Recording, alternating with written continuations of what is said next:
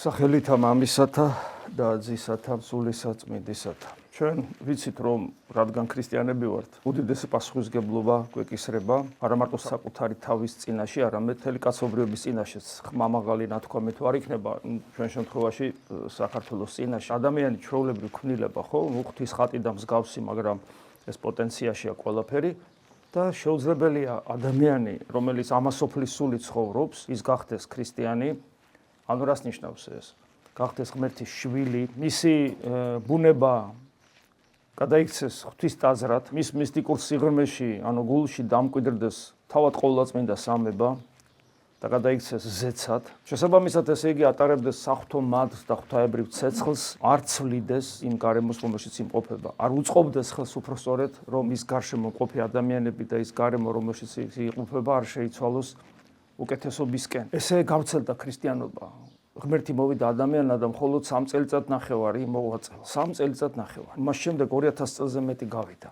და დანარჩენი საქმე როგორ გაკეთდა? უფალი დადიოდა თავის დროზე, მოციქულებდა, ქადაგებდა, როგორც თვითონ ამბობს, ეს იყო მის ერთ-ერთი უმთავრესი საქმე. საკეთებელი საქმე. არის მისტიკური ღვთის განკაცება ქვია მისი ჯვარცმა და სხვა წლი და აღდგომა, ამაღლება, სულთმოფენობა ასევე, მაგრამ როგორც ადამიანი აკეთებს, რა თქმა უნდა, ღმერთი და ადამიანი ერთად, იმიტომ რომ ცალკე ადამიანი არ არის, ის არის ღმერთკაცი. აი საქმე რომელიც საქმეც გადააბარა მოციქულებს, თქვენ ჩემი მოწაფენი ხართ, ჩემი მორწმუნე, იმაზე უფრო მეცას გააკეთებს, ვიდრე მე გავაკეთე და კაცბროდ თქვას ასეც არის. ქრისტემ 3 წელიწადნახევარი მოღვაწევა და მას შემდეგ მის მიერ დაარსებული ეკლესია, როგორც გითხარით, 2000 წელზე მეტია, იგივეს აკეთებს. რა ხარისხით, როგორ რა გულწრფელობით, როგორი უანგარობით, ეს სხვა საკითხია, მაგრამ მადლობა ღმერთს, რომ ამ კეთებაშიც ჩვენ არა ვართ მარტო, არამედ თავად ღმერთი აკეთებს ჩვენში, უბრალოდ ჩვენ ღმერთს ხელი არ უნდა შეუშალოთ. და ესე კეთდება ეს საქმე, რომ კაცობრიობას ეხარება ის, რომ ღმერთი მოვიდა ადამიანად, ჩვენს გადასარჩენად და კაცობრიობა შეიცვალა რეალურად. შეიცვალა და შეიქმნა ის უდიდესი უზარმაზარი ქრისტიანული ცივილიზაცია, რომლის გარეშეც მე არ ვიცი რა უნდა ყოფილიყო სამყარო. რას ემსგავსებოდა საერთოდ ჩვენი სამყარო ამის გარეშე და ეს ყველაფერი გასაგებია. ხედავთ ახლა როგორ მიდის უკუ პროცესი და ვისი ბრალია ნეტავი ახაც რო კითხვა დავსვათ. რა თქმა უნდა, აქ ჩვენი ბრალეულობა ქრისტიანების უზარმაზარია, იმიტომ რომ რაღაც ვეღარ ვაკეთებთ იმ საქმეს, რასაც ადრე ყოველ შემთხვევაში უკეთ ვაკეთებდით. და რაღაც ეს პროცესი მინავლებისკენ მიდის სამწუხაროდ, მაგრამ უფალმა გაგვაფრთხილა, რომ ეს ასე იქნებოდა და ჩვენ არ უნდა შევეგუოთ იმას, რომ თუ რამეს ვერ ვაკეთებთ კარგად, ამას არ უნდა შევეგუოთ და ამავე დროს თუ ხედავთ, რომ სამყაროში გლობალური პროცესები ცუდისკენ მიდის, შეუქცევადად ფუჭდება ყველაფერი, ძალიანაც არ უნდა დაგვამწუხროს, იმიტომ რომ ეს ყველაფერი წინასწარ ვიცით, ჩვენ გაფრთხილებული ვართ, ნაწინასწარმატყველებია, ეს ყველაფერი ანტიქრისტეს გამეფებით დამთავრდება.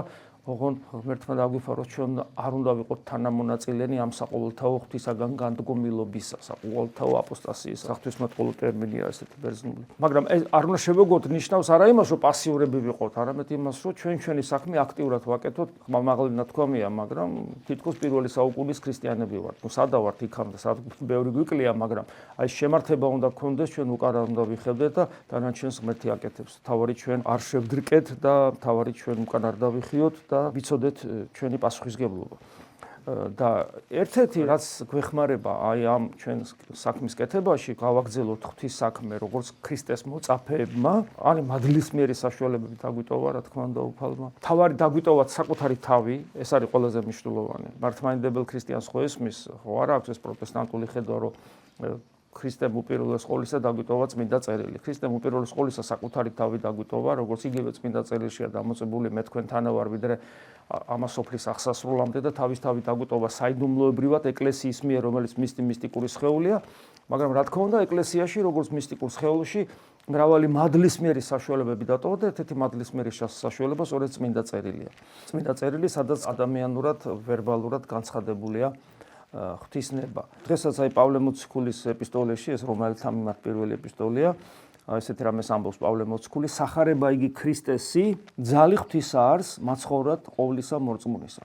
როცა პავლე მოციქული ამ წერილს წერს, პავლე მოციქულის წერილები არის პირველად საერთოდ წმინდა წერილიდან პავლე მოციქულის წერილები დაიწერა სახარებები მოგვიანებით, ის როგორც აქტიური მისიონერი საჭიროებას გრძნობდა, რომ წერილები გაეგზავნა სხვადასხვა ადგილებში და ყოველ შემთხვევაში მან სახარებას როცა ამბობს, ეს კი იმას კი ანიშნავს, რომ ის რომელიმე თქვა 4 მახარებლიდან რომელიმე სახარება ეპყრა ხელთ და იმას კითხულობდა, მას უფალი თავად ასწავლიდა. სახარება არ არის დაწერილი რაღაც წიგნი, რომელიც ხელში მიჭირავს. სახარება არის ის ცოდნა, მისტიკური ცოდნა, რომელშიც განცხადებულია ღვთისნება და ის ცოტა მოგვიანებით დაიწერა კიდევაც, რა თქმა უნდა, მაგრამ თავარი არის ის ცოდნა, მისტიკური ცოდნა, რაც ღმერთის ადამიანად მოსვლას და მისგან ღვთისნების განცხადებას უკავშირდება, რომელიც იცოდნენ მოციქულებმა, იციან პავლე მოციქულმა წიგნის საკითხვის გარეშე, იმიტომ რომ მას უშუალოდ ეცხადება უფალი და რომელიც ჩვენამდე აღწევს მისტიკური საშუალებებითაც, რაც ეკლესიას დიდი საიდუმლოება, მაგრამ ამავე დროს უკვე სახარებითაც, იმიტომ რომ ყველაფერი ეს დაწერეს, აი თავად პავლე მოციქულიც უკვე წერს. ამ სიტყვის მნიშვნელობა უფრო დიდია, უფრო ყოვლის მომცველია, ვიდრე კონკრეტულად ხელში წიგნი მიჭირა. აი სახარება იგი ქრისტესი ძალი ღვთის არის მაცხოვრად ყოვლისა მორწმუნისა. ანუ ღმერთის ძალა რას ნიშნავს? ღმერთის ძალა ეს არის ღმერთის ენერგია, ანუ მადლი. სახარება მადლი, ანუ ეს არ არის ინფორმაცია, მართლა ესე ყოფილა, გავიგე, არამედ ძალუმად მოდის საღვთო ენერგია, რომელიც რა თქმა უნდა ტვინსაც კვებავს და გონების იმ სიღრმეებსაც, რომელსაც ღმერთის შემეცნება შეუძლია მთელ ჩემ არსებას. რისთვის მეძლევა ეს ძალა ღვთისა? მაცხოვრად ყოვლისა მორწმუნისა. გადამრჩენელად, მაცხოვარი ანუ მარადული სიცოცხლისთვის, გადარჩენისთვის ვისი? ყოვლისა მორწმუნის. ანუ თუ შენ რწმენა არ გექნა, შენთვის არანაირი საღვთო მადლი და ენერგია შენზე არ მოქმედებს, ისე როგორც ცხოველზე მაგალითად ცხოველს აცოცხლებს ცხოველსაც ღმერთი აცოცხლებს და ჩიტებსაც და ფრინველებსაც და ყველაფერს, მაგრამ თვითონ ცხოველმა რომ იგრძნოს ღმერთის ძალა და მადლი, ეს რა თქმა უნდა ცხოველს არ შეუძლია, იმიტომ რომ ის ცხოველია.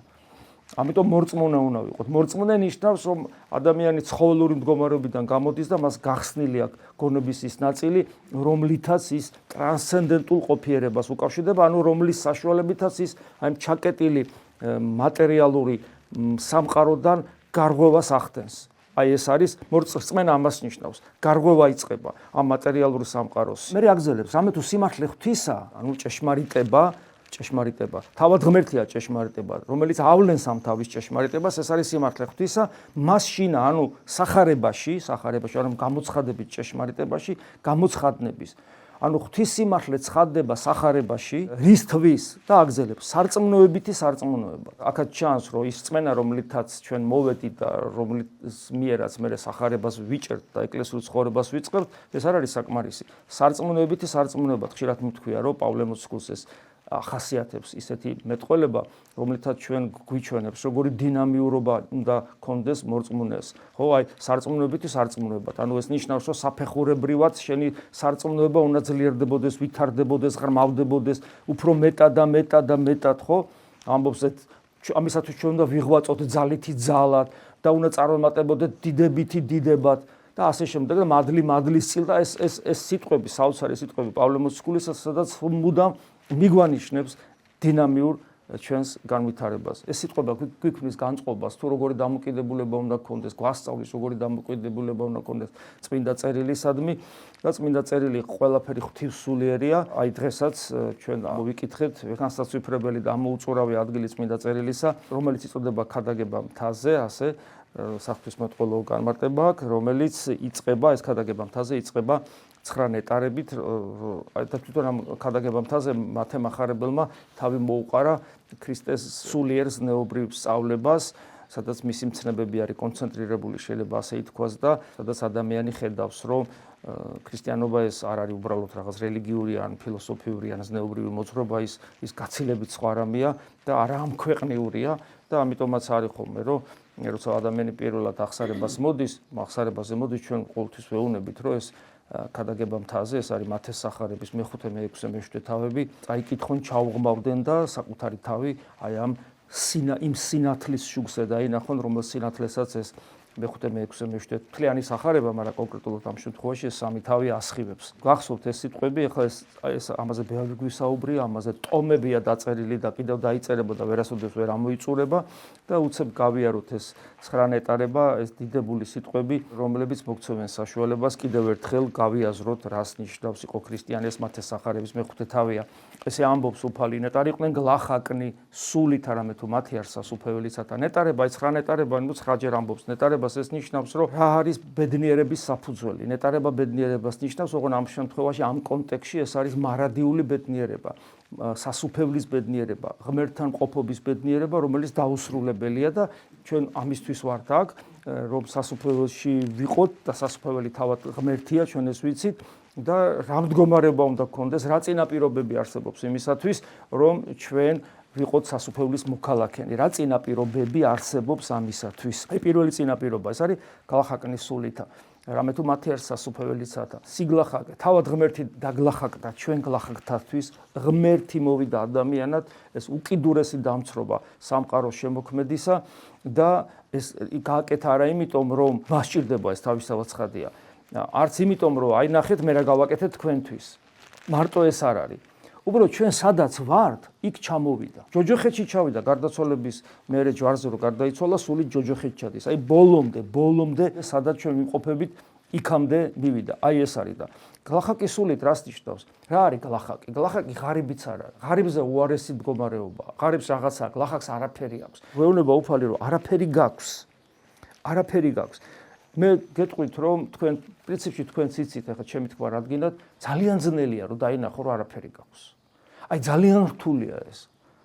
ჩვენ სულ გვაქვს რაღაც, აი ახლა ხო ვლაპარაკობთ ამაზე, გავალთ და ვიღაცა ცოტა რაღაც ისე გეტყვის და ეგრევე გავიფხორებით, ინდაურებივით, როგორ ანუ რა შეეხო, რა მოხდა, რა ხდება ამ დროს. ჩვენი ეს რაღაცის განცდა, რომ რაღაცას წარმოადგენს. ამიტომ ვამბობ, სახარების მიხედვით ვერ ვცხოვრობ ჩვენ. გლახაკის არაფერი გაქვს. პავლე მოციქულიც გვეუბნება, ხო, რა გაქვს, რაც არ მიგიღია. როგორ არა მაქვს ადამიანი თქვის, ხო და შენ მოგცა უფალმა ეს ყველაფერი და მოგცა იმისთვის, რომ მას დაემსგავსო და არა იმისთვის, რომ გავიფხოროთ უკაცრავად ამ სიტყვაზე, რაც გვემართება სულ. და ამ დროს საოცრებად არაფერი გვაქვს და თან გვაქვს მოაზროვნეობა და თან გვაქვს თავისუფლება, რომელიც მიერაც გვწურია მარადიული სიცოცხლე. თუ არ გაიაზრებ, რომ არაფერი გაქვს, მაშინ სასუფეველიცათა შენამდე არ მოდის და ეს არის ზუსტად ნეტარი იყვნენ გლახაკნის სულით, რამე თუ მათი არის სასუფეველიცათა და ეს ვლინდება ყველაზე მეტად სიმდაბლეში, რომელიც თავის თავს კიდე ავლენს მორჩილებაში. ამიტომაც სულ ყოველთვის ვამბობ,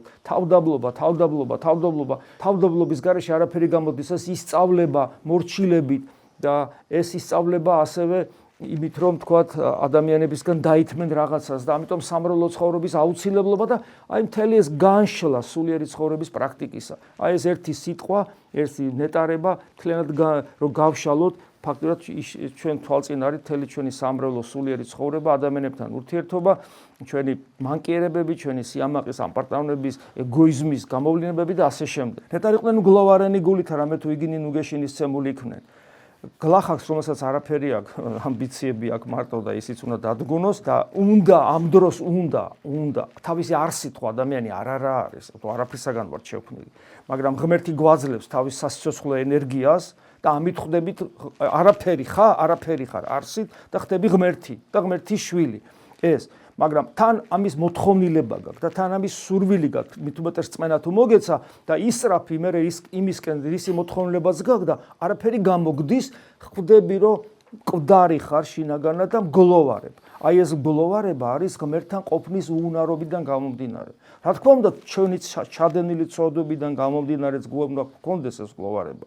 რა თქმა უნდა, ადამიანს აწყენებ გულს ატკენს და ასე შემდეგ, მაგრამ და მძიმე ცოდვას თუ ჩაიდენ. მაგრამ მარტო ეს არ არის საკმარისი. თუ მარტო ეს არის, თუ მარტო ასე დაინახე შენი თავი, რომ ცოდვა ჩავიდინე, შენი გლოვარება არ იქნება ქრისტიანული. ქრისტიანული გლოვარება არის, რომ ის რომ თუნდაც არაფერი ჩადენილი არ გქონდეს, ღმერთთან ყოფნის უუნარო რო ხარ და ამას ვერ მიხვდები, თუ შენ ღმერთთან კომუნიკაციას არ ეცდები ყოველწამიერად. თუ ამას არ გააკეთებ, შენი ქრისტიანობა იქნება რაღაც ზნეობრივი ნორმების დაცვა და არა მისტიკურ სიღრმეს წაართმევ ქრისტიანობას. რომ ქრისტიანობა ეს არის ღმერთთან კავშირი. აი როგორც კი შენ მთავარს გადაწყვეტ, ღმერთთან კავშირს, რა თქმა უნდა, მანამდე ზნეობრივი მხარეც უნდა მოწესრიგდეს, აღმოაჩენ, რომ არა გაქვს ამის უნარი და მგლოვარებ და აი აქ გაძლევს ნუგეშინის ემას ეს სიტყვები სხვანაირად მაგ სხვადასხვანაირად გამოითქმის, მაგალითად სილვანა თონელს რო გამოეცხადა და ამყოფე შენი თავი ჯოჯოხეთში, მაგრამ იმედი არ წარიწმიდო, ასე რომ ამ სიტყვების პერიფრაზირება უფალმა სხვანაირად უთხრა სილვანა თონელს. მგლოვარებ, იმიტომ რომ ჯოჯოხეთში ვარ, ჯოჯოხეთს გზნობ, ჯოჯოხეთში ვარ, მაგრამ ნუგეშინია, იმედი არ დაკარგო, იმიტომ რომ მე შენთანა ვარ ამ დროს, ნუგეშინი. ნეტარიყვნენ მშვიდნი რამე თუ მათ დაემკვიდრონ ქვეყანა. თუმცა ადამიანი ნუგეშინის სემული აღმოჩნდება ღმერთისგან და ყველაზე მთავარში რომ ვიღუპები, ჩემ ჯოჯოხეთს გზნობ, ღმერთთან ყოფნის უუნარო ვარ, მაგრამ იქ შენ მე არ მტოვებ და ნუგეშცემ, რა თქმა უნდა, მე მშვიდდები, იმიტომ რომ მთავარში გარანტირებულად, რომ ღმერთი ჩემთან არის, ნუ დანარჩენი ახლა ერთი ღერითმა დავარდება, ხუთი დავარდება და ეს მეტკინება, იქ პრობლემა შემექნება, პრინციპში ამას უკვე მნიშვნელობა აღარ აქვს. ესმით აღარ აქვს. აი, როგორც ხშირად მithქვას ხოლმე, ტანსაცმელს არ აქვს ადამიანისათვის მნიშვნელობა. ტიტველი ხوار და დიხარ. ანუ აუცილებელიც არის, მაგრამ ამას ხო პრინციპული მნიშვნელობა არ აქვს. რაღაცა ესეა, აი, რო საჭიროა რაღაცები ამ ქვეყანაზე, ხო, მაგრამ ამას მნიშვნელობა რომ არ აქვს. ამიტომ მასე აღარ ნერვიულობ და მშვიდდები და ასეთი მშვიდი რაო, რამაც დაემკვიდრონ ქვეყანა. ამაში ქვეყანაში გულისხმობა მარადიული ყოფიერებას და ამაში გულისხმობა აქაური ყოფნის ერთგვარი კომფორტიც, ანუ მშვიდად რო ხარ ამ სოფელში. კომფორტი არა, იმიტომ რომ ფუფუნების თვალსაზრისით არა. მშვიდად ხარ, იმიტომ რომ იცი რომ ღმერთი შენთან არის, ღმერთი ჩვენთან არის, გესმით და რატო არ უნდა ვიყო მშვიდად? თავს რომ აჭრიან, ხო? აი როცა ჯალათი ქრისტიანს თავს აჭრის, იმიტომ რომ ქრისტიანია. მშვიდად არის ქრისტიანი პრინციპში. ეხლა იდეალური გაიდეალებ, ეხლა წმინდა გიორგი ალბათ მშვიდად იქნებოდა, ხო? ვიღაცას ცოტა მეტად შეეშინდებოდა. მაგრამ ამ დროს ღმერთი აძლიერებს უფრო მეტად მოწამეს, ქრისტესათვის მოწამეს ღმერთი აძლიერებს და მისთვის აი ეს ყველაფერი უფრო მეტად რეალიზებულია და მშვიდი იმიტომ არის, რომ ღმერთისკენ მიდის. არ ეშინია არც სიკვდილის, გესმით? და ის ასეთი ადამიანი მართლა დამკვიდრებულია ქვეყანაზე, იმიტომ რომ სადაც შფოთია, სადაც 1000 უბედურება და ეს ადამიანი მშვიდად არის. არა გულგრილობის გამო, არამედ ღმერთის მასთან ყოფობის გამო. ნეტარიყვნენ რომელთა შიოდის და წყუროდის სიმართლისათვის რამე თუ იგინი გაანძღდნენ, ასეთი ადამიანი მშვიდი კი არის, მაგრამ პასიური და მოდუნებული და მოშვებული და მძინარა და ზარმაცი და არაფერი რო არ ედარდება და გულგრილი კი არ არის. გომხორვალია, ცეცხლი, თან მშვიდია და თან ცეცხლი აქვს, იმიტომ რომ მას შია და წყურია სიმართლისათვის. აი მუდმივი მაძიებლობის განცდა აქვს შიგნით და ის ერთი წამი არ შინაგანად არ ისვენებს. შვიდია, მაგრამ თან ცეცხლია. შვიდია და ცეცხლია, ხო, უცნაურია. მაგრამ ეს ასეა. რა შია და რა წყურია? ღმერთი წყურია. ღმერთი შია და ღმერთი წყურია. ამავე დროს გარშემო ყოფ უსამართლობას არ ეგუება ოღონდ არ არის რევოლუციონერი. იმიტომ რომ მანიც ეს უსამართლობას არ ეგუება საკუთარ თავში, არ ეგუება ვიღაცა იჩაგრება და ასე შემდეგ, ყველაფერი ტკივა, თვითის ბოროტების ჩამდენის ტკივა. ამიტომ არ არის რევოლუციონერი ნიშნავს, ესე იგი, ამ ქვეყნის კანონებით ბრძოლას, ბოროტების წინააღმდეგ და თავათაც ეგეთი ხდები მე. ჯუნგლებში რო ცხოვრობ და შენ ჯუნგლების კანონებით დაიწყებ ცხოვრებას, შენც მხეცი ხდები მე. ადამიანს შია და წყურია, აწუხებს, ვერეგუება პირველ რიგში საკუთარ თავში და ამ სოფლის ამ უბედურებას რო ხედავს, ეს ტკივა და მათთვის ლოცულობს კიდევაც. ნეტარიყვნენ მოწყალენი რამე თუ იგინი შეიწყალნენ და მოწყალე არა მარტო კეთილისათვის, არამედ ბოროტისათვისაც. მოწყალე, ანუ შემბრა ქრისტეს თვალებით უყურებს სამყაროს. ქრისტეს თვალებით სიმართლე შია და წყურია. ბოროტებას არ ეგუება, მაგრამ ბოროტებას ის ბოროტებით არ უყურებს. ქრისტე თავის კვლელებისთვის ლოცულობს, იმიტომ რომ მოწყალია. გახსოვთ ხო, წმინდა წერილში არის ერთ ადგილზე უფალი ამბობს, რომ ჩვენი მოწყალება უნდა იყოს ზეციური მამის მოწყალების მსგავსი. აი ეს ზეციური მამის ქრისტეს თვალებით უყურებს სამყაროს. და ასეთი ადამიანის გული ხდება ღვთისნების აღსრულებელი. ამიტომ ნეტარიყვნენ წმინდანი გულით რამე თუ მათ ღმერთი იხილონ, წმინდანი გულით, ანუ ღვთისნების აღსრულებელია ასეთი ადამიანი. ამით არის განწმენდილი მისი გული და შესაბამისად, რადგან უკვე მისი დაცემული ბუნების უკეთური ნება მის შინაგან მისტიკურ სამღაროს აღარ ეფარება სქელ ფარდად, ამიტომ ასეთი ადამიანი იწყებს ნელ-ნელა ღვთის ხილვას. ეს არის მისტიკური კავშირი ღმერთთან, რომელიც ადამიანს აქ ხორცში მყოფსვე უნდა დაიწყოს ადამიანში, რომელიც რა თქმა უნდა მარადისობაში გაგრძელდება და ცხონებაც ეს არის, როცა ღმერთთან კავშირი უკვე ჯერ კიდე ხორცში გაქვს. ნეტარიყვნენ მშვიდობის ყოფილნი, რამე თუ იგინი ზედ ღვთისად იწოდენ. ასეთი ადამიანი სოციუმშიც აქტიურია, ოღონ არა კიდევ მეორე რევოლუციურად, არამედ როგორც მშვიდობის მყოფელი. ის მაქსიმალურად მშვიდობას თესავს ყველა ადამიანს შორის. აი პრაქტიკულად რო ვთქვა, ერთი ადამიანი გაბრაზებულია მეორეს, ერთი ამას ლანძღავს, მეორე პირველს ლანძღავს და თქვა ორივეს იცნობ. რა უნდა ქნა?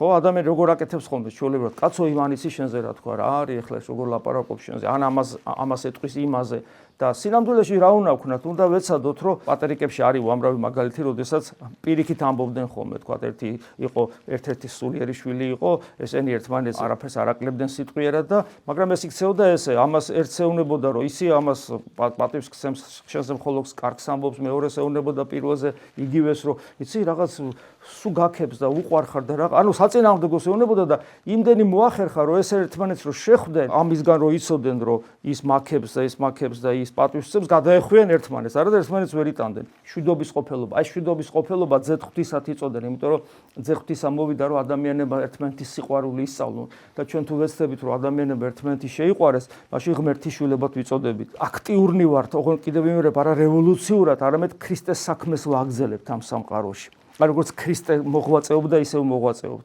ნეტარიყვნენ დევნული სიმართლისათვის რამე თუ მათი არ სასופველიცათა, ასეთი მდგომარეობაში მყოფი ადამიანი ქრისტეს საქმიანობას რო იწყებს ამ სოფელში, აუცილებლად მას ყურადღებას მიაქცევს ბოროტის სული, ეშმაკი, რომელსაც არ უნდა რომ ქრისტეს საქმე გრძელდებოდეს და კი გრძელდება 2000 წელია, მაგრამ გაგრძელდება ადამიანების მიერ, რომლებსაც ღმერთი უყვარდა, რომელშიც ღმერთია და ის ცდილობს, რომ ეს ადამიანები შეავიწროვოს სხვადასხვა საშუალებები და მათ შორის იმ ადამიანების საშუალებები, რომლებშიც ღმერთი კი არა, ეშმაკია, ესია, ასეთი ადამიანი იდევნება უკვე, რაც მეტად ადამიანი პრინციპულად ცდილობს, რომ სულიერად იცხოვროს და ქრისტეს უერთგულოს, მით მეტი შესაძლებლობა არსებობს იმისა, რომ აღმოაჩინოს ეშმაკმა და მას ბრძოლა დაუწყოს. და ასეთების არის სასופველი, მე აგზელებს კვლავ ნეტარიყვნენ თქვენ რაჟამს ყვედრიდან და გდევნიდან და თქვენ ყოველი სიტყვაი ბოროტი თქვენ და მომართ სიცრუით ჩემთვის, ცილისწამებით, ყველა მთელი დემონური მექანიზმი ამუშავდება, შეიძლება ამუშავდეს ასეთი ადამიანების მიმართ და ამ დროს უფალი გვანუგეშებს, გიხაროდენ და ამხიარული იყვენით, რამე თუ სასყიდელი თქვენი ფრიადა არც ცათაშინა, ეს ნუგეშია უფლის ეს სიტყვები და ეს სიტყვა არ არის, რომელსაც აზრობრივად ვიგებთ, არამედ ეს ნუგეში რეალურად მადლის მიერ მოდის. ეხლა უცებ ამას გესაუბრებოდი და ჩვენი პატრიარქი მახსენდება, რომელმაც მთელი თავის ცხოვრების განმავლობაში რამდენი დევნა და რამდენი ცილისწამება გადაიტანა მან და ხშირად გვიკვირდა ხოლმე, რომ კი მაგრამ რა სიმშვიდით უძლებს ამ ყველაფერს, არ მრისხანებს, საშინლად ექცეოდნენ მას, ცილისწამებდნენ და ასე შემდეგ. იმ ტრებზე არასოდეს ის შურს არ იძიებდა, ყოველ შემთხვევაში ჩვენ რაც ვიცით, ხედავთ, რომ როგორ უყვარს ისინი, როგორ ლოცულობს მათთვის, როგორ ელოდება მათ სინანულს, არ სჯის ისე, რომ შეუქცევად მდგომარეობაში აღმოჩნდნენ და რეაბილიტაცია ვეღარ შეძლონ. უცნაური ერთის მხრივ, მაგრამ მეორეს მხრივ გასაგები ხდება, იმიტომ რომ ღვთის მადლი არის ამ დროს ასეთ ადამიანში და ეს ღვთის მადლი რო არის, აი უფალი ასე ამბობს, გიხაროდეთ და მხიარული იყვენით მაშინ, როცა თქვენ ასე გექცევიან, გიხაროდეთ და მხიარული იყვენით. და ეს სიხარულის და მხიარულება საღვთო მადლის მოქმედებაა, ჩვენ ვიცით, რომ ლოცვების დროს ვითხოვთ კიდევაც, რომ სიხარული და მხიარულება მიქონდეს. რამე თუ სასყიდელი თქვენი ფრიადარ ცათაშინა და ეს კიდევ ვიმეორებ, ეს სასყიდელი ცათაშინა აქვე იწყება და ამიტომ აქვს ადამიანს სიხარულიცა და მხიარულებას. და ასეთი ადამიანი, რა თქმა უნდა, ვეღარ იფარება ამ სამყაროში და ხდება გამაკეთილშობილებელი სამყაროსი და სანამ ბოლომდე სამყარო არ გადაგვარდება, მანამდე ასეთი ადამიანების ყოფობა ახანგრძლივებს ამ სამყაროში სიკეთის არსებობას და ეს ნიშნავს იმას, რომ მეტი და მეტი ადამიანები ხდებიან მორწმუნენი. ამიტომაც ეს სიტყვები თქვენ ხართ მარილი ქვეყანისანი და თქვენ ხართ ნათელი სოფლისანი, სწორედ ამის დადასტურებაა მარილი გადამჩენელი და საღვთო ნათელის მიმნიჭებელი. აი ესეთი ხდებიან ეს ადამიანები და მათ გარშემო უამრავი ადამიანი გადარჩება. ვერ ხელეწიფების ქალაქსა დაფარვა, თასაზე და დაშენებულსა. ვერც დაიმალება. ამიტომ თუ ადამიანი არის ქრისტიანი და მის გარშემო არაფერი ხდება, სასიკეთო ხო ეს გარკვეულ ეჭვებს რა თქმა უნდა ბადებს, იმიტომ რომ არ შეიძლება რომ სანთელი ანათებდეს და მას რაღაცა სიკეთი არ მოქონდეს.